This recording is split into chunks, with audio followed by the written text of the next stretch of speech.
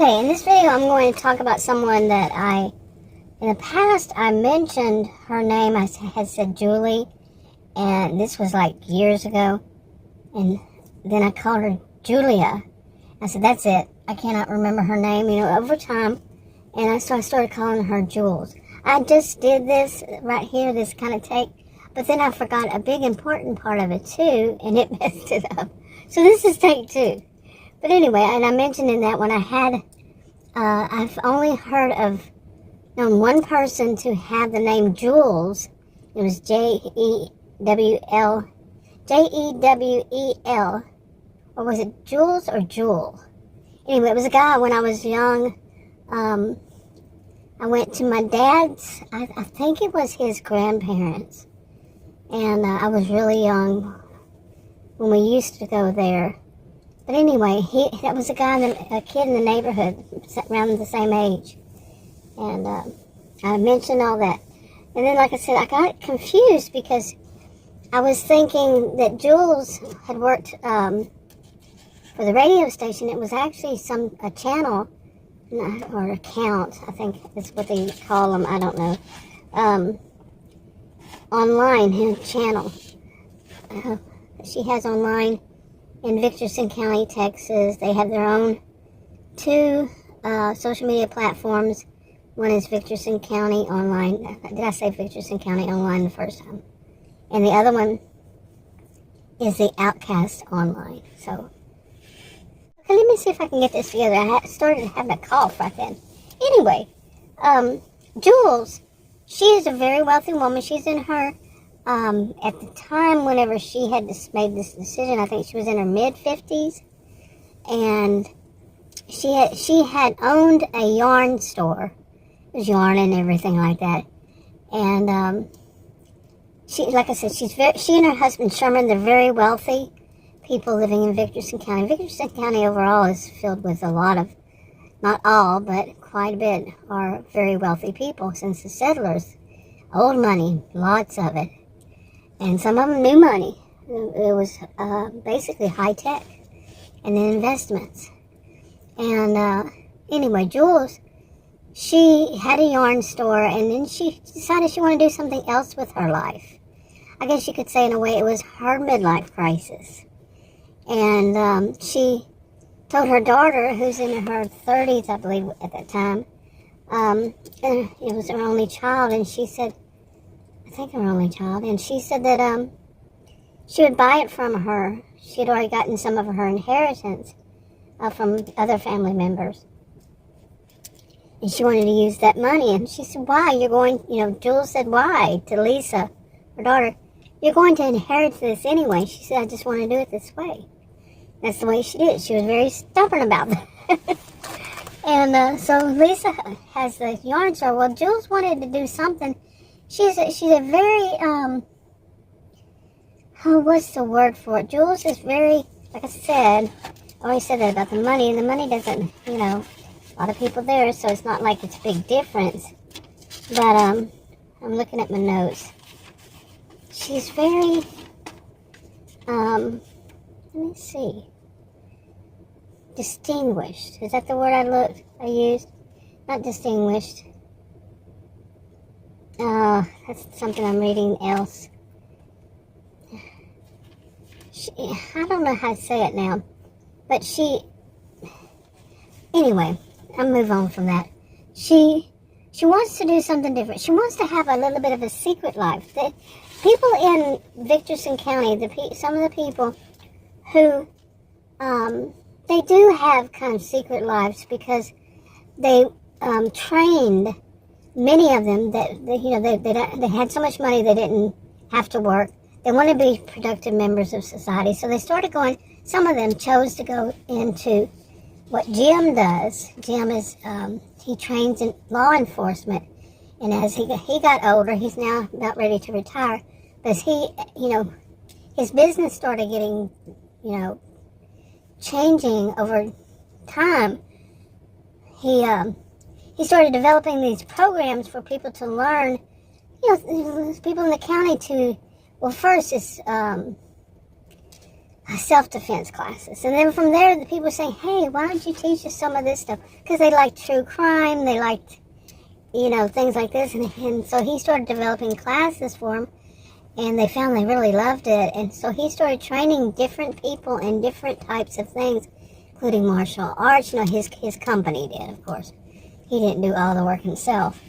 And it went on and on until it went from just Victorson County, Texas, to outside of Texas, okay, and the rest of the United States. People were demanding him, not demanding, but asking for him, anyway. Oh, boy, this is a lot here. And the background gets to me, having to say so much background. But anyway, so Jules was one of them that trained. And when people they do cases sometimes. They call them cases for Jim or for the sheriff's department. It's not like they're out there, the one that's going to arrest people or anything like that. But they'll do like online searches or a variety that's not going to put them in danger. At least they hope so. But they sign up for this. Over decades, they take classes. Plus, they use it as a way to socialize, even without having a big party or something. But that's what they do. Anyway, so Jules, she had an interest, and so does her husband. And the secret life is that because it's a need-to-know basis, they might not be telling one another. And it's part of their cultures, that they grew up in because they were young when they started this, and Jim started this and all, that it's acceptable.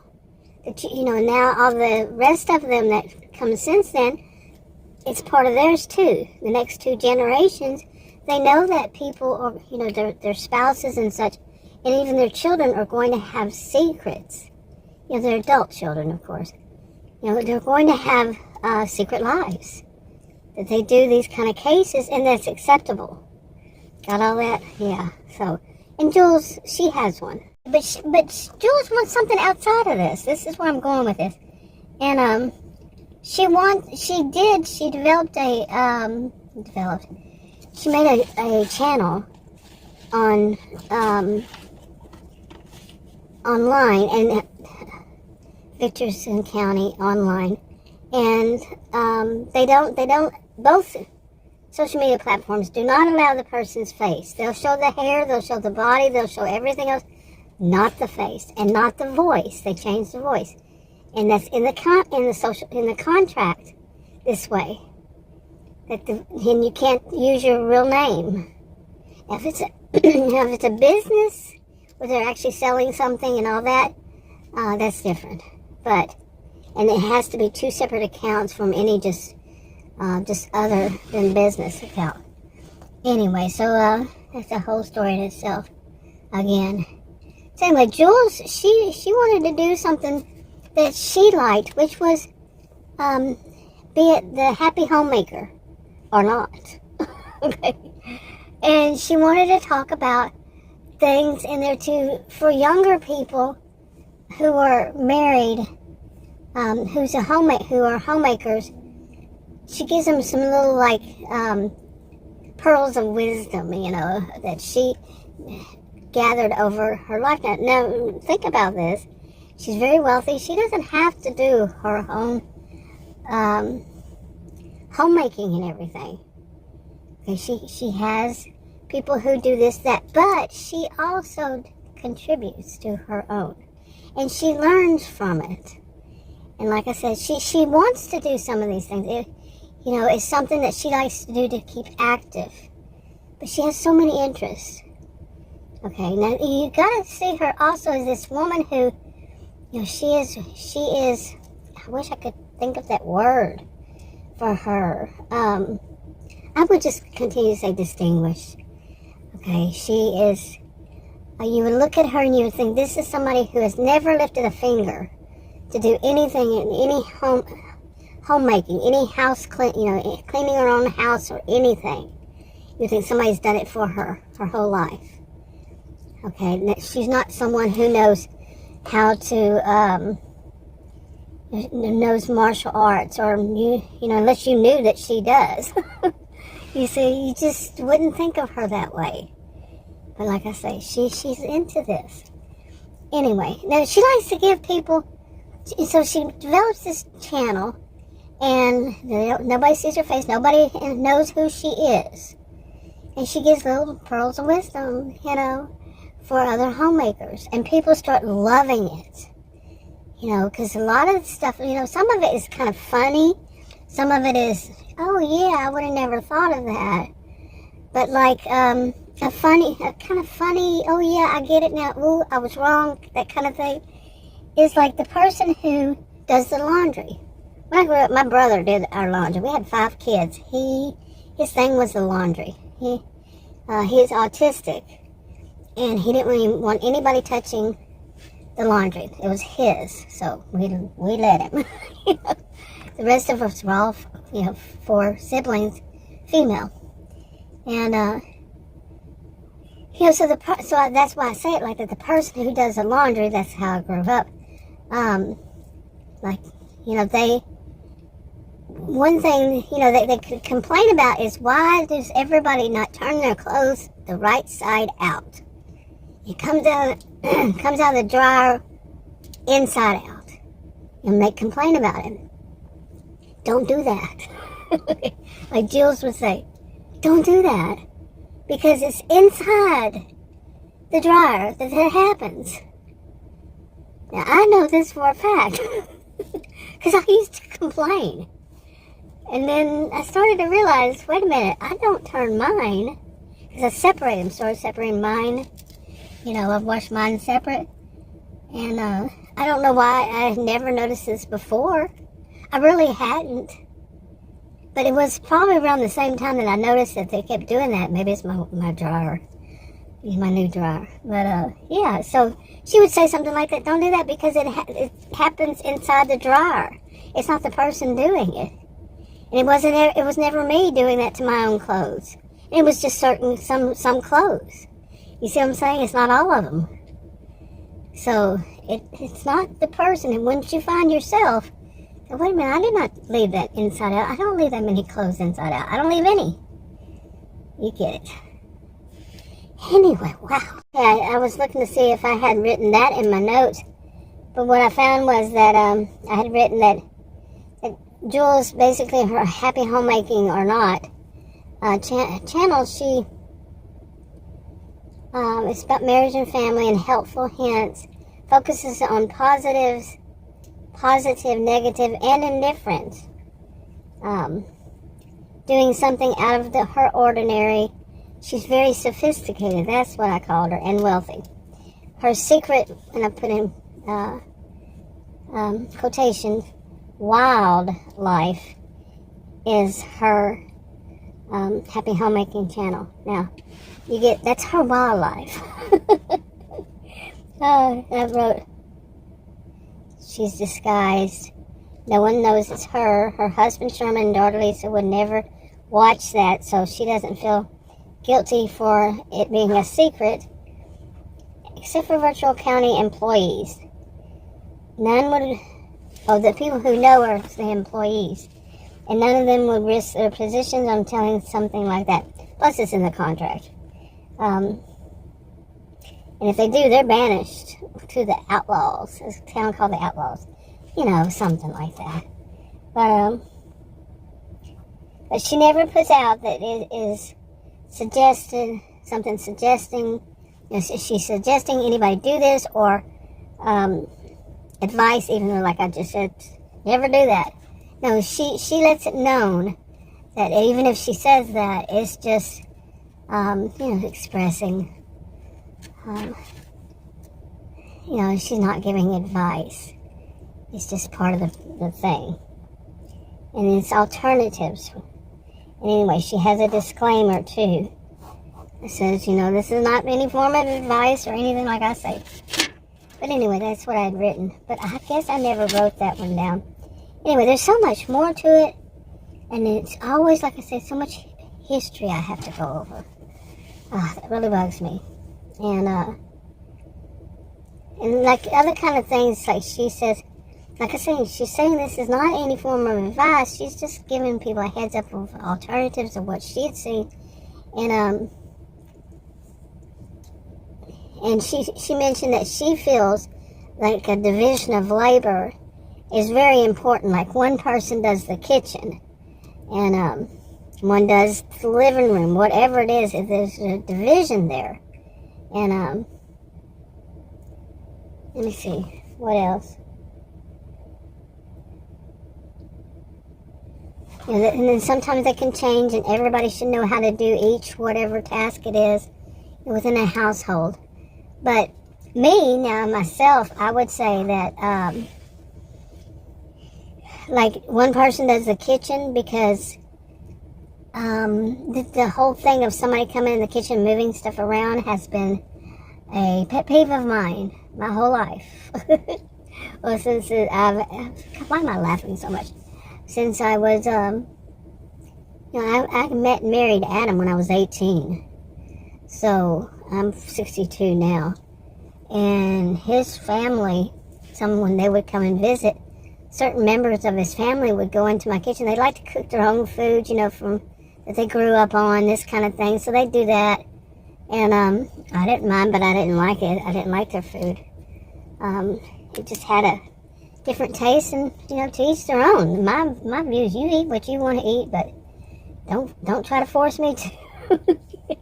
Same way with everybody else. So it works both ways. And that they would come and they do things, and they would always move stuff around in the kitchen. You could say, well, they just didn't remember where they put it, stuff like that. No, they move things around. I'm serious. Sometimes one of them even moved a clock. And it wasn't even for the kitchen, but she moved it into the kitchen. Yeah, she said it was making noise. So she put it inside one of the kitchen cabinets. I'm serious. Oh. Anyway, now Adam retired a year ago. And I've always been the homemaker, but I've always had 3 shifts.